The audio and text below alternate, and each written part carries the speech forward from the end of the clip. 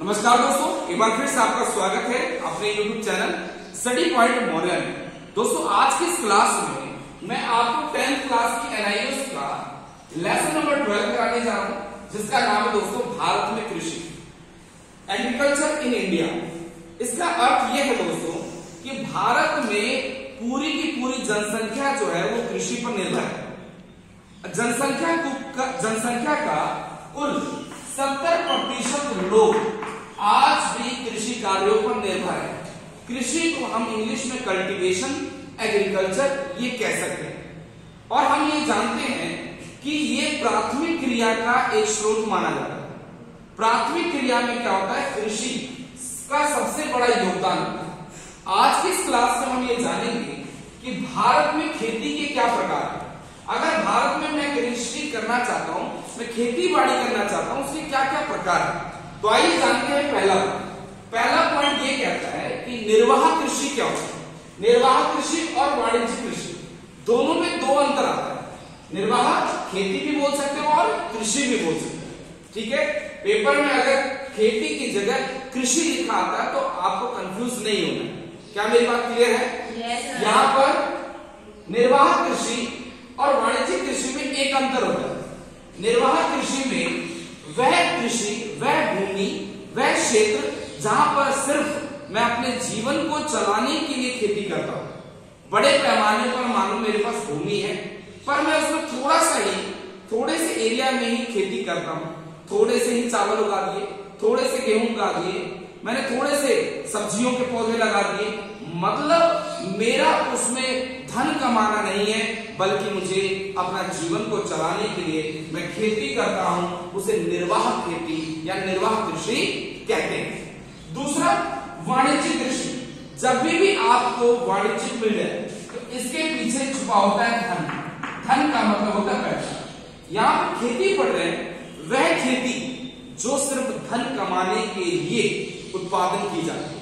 जैसे हरियाणा और पंजाब, है ना, ये दो ऐसे क्षेत्र हैं जहां गेहूं और चावल का सबसे ज्यादा उत्पादन किया जाता है और सिर्फ धन कमाने के लिए, लाभ कमाने के लिए। ऐसी खेती को हम वाणिज्यिक खेती कहते हैं। क्या मेरी बात समझ आ रही है? देन उसके बाद दूसरा, गहन खेती और विस्तृत कृषि। भाई विस्तृत पहले आप समझें, विस्तृत कृषि क्या होती है।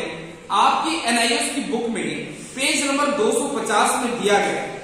आपके पेज नंबर एनआईएस की बुक में पेज नंबर 250 में दिया गया है कि विस्तृत कृषि क्या होती है।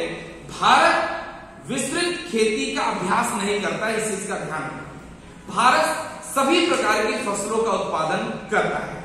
जब हम खेती के लिए देश के बड़े पैमाने का उपयोग करते हैं तो उसे विस्तृत कृषि या विस्तृत खेती कहते हैं। यह खेती यूएसए और रशिया और कनाडा जैसे देशों में होता है। आपको मैंने क्या बताया? रूस, अमेरिका और कनाडा, ये तीन एक ऐसे देश हैं जहां पर विस्तृत कृषि होती है, न कि गहन कृषि होती है। क्लियर है मेरी बात? और गहन कृषि क्या होता है दोस्तों? जहां पर खेती के लिए भूमि की उपलब्धता बहुत ही कम होती है और उसी पर खेती की जाती है, उसे गहन कृषि कहते हैं। जैसे हमारे देश में केरल में, ठीक है। देन दूसरा वृक्षारोपण कृषि।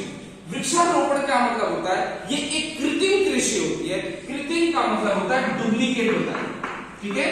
कृत्रिम का मतलब होता है डुप्लीकेट होता है। जैसे भाई आपने गांव में देखा होगा बेटा, खेत पर एक लाइन में कोई भी पेड़ लगा दिया, जैसे पपीते का लगा दिया, गन्ने का लगा दिया, एक लाइन में लगा दिया। ये प्रकृति ने अपने आप नहीं उगाया, ये क्या है? अपने आप नहीं लगाया, ये इसमें कृत्रिम कृषि का प्रयोग किया गया। मतलब हमने छोटे छोटे केले के पौधे थे, हमने उसको एक ऑर्डर में बोया, तो इसी को ये वृक्षारोपण है। यहाँ कोई फसल नहीं होगी, वृक्ष होगा, मतलब पेड़ हो, चाहे वो अमरूद का पेड़ हो, चाहे आपका केले का पेड़ हो, चाहे आपका मसाले का पेड़ हो, चाहे आपका चाय का हो, कॉफी का हो, रबड़ का हो। और इनको जब हम बोते हैं और इसके द्वारा जो भी हम लाभ कमाते हैं तो ये वृक्षारोपण खेती कहलाती है। और वहीं पर हम बात करते हैं मिश्रित कृषि की। मिश्रित कृषि दोस्तों कि एक में एक ही फसल का न उगाना, बल्कि फसलों को अधिक मात्रा और अधिक क्वालिटी में उगाना, मतलब एक ही खेत पर अलग अलग फसलों को उगाना और उसके साथ साथ पशुपालन भी करना। मतलब कि मिश्रित कृषि मतलब कि मैंने खेती बाड़ी भी कर रहा हूं, उसमें विभिन्न प्रकार के फसलों का उत्पादन कर रहा हूं और देन उसके साथ साथ मैं पशुपालन भी करता हूं। इस प्रकार की खेती को मिश्रित खेती कहते हैं। तो दोस्तों मैं उम्मीद करता हूं कि आज की इस क्लास में आपने भारत में खेती के विभिन्न प्रकारों को समझा। तो मिलते हैं अपनी अगली वीडियो में।